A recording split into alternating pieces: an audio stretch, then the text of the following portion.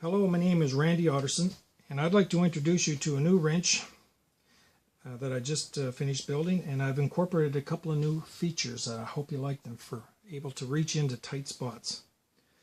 It has a slide trigger on the shank of the wrench that rotates this gear ring 120 degrees with each stroke. Also, it has a magnetic head that fits into the gear ring on either side, and that is able to hold onto the bolts and nuts for you. And it also has a hole, and that hole is for the shank of the bolt to be able to pass through so the wrench can reach the nut.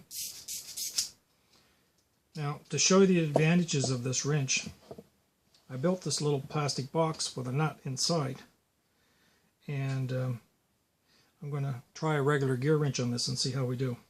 But first, I'm going to give you the measures, how far that's in there. That's 3.5 inches just to touch the bottom of the nut, and the width is 1 7/8, and the height is 1 1/16. So you got a pretty tight squeeze there. So let's take the gear wrench and see how she does. Okay, I broke the torque from that nut. So now what we're doing, we're experiencing slip nut, meaning that there's not enough friction between that bolt thread and that nut to allow the ratcheting system of the gear wrench to work properly. You need a small amount of drag in order for that to work. So I can't reach in there with my fingers. So that's going to be a situation for somebody there.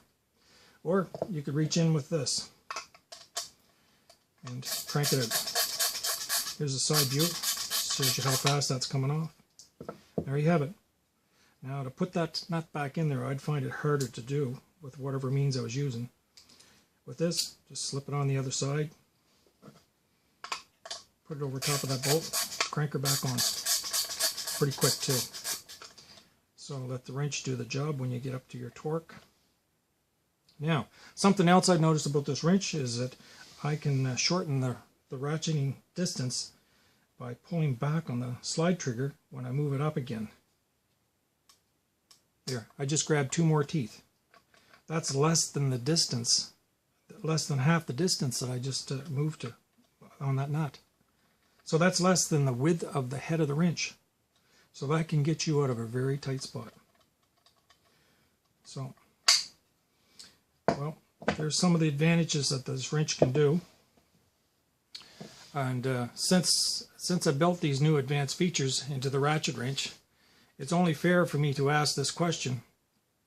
Which ratchet wrench would you prefer to have in your toolbox when you run into those areas or places where a regular ratchet wrench just can't do the job?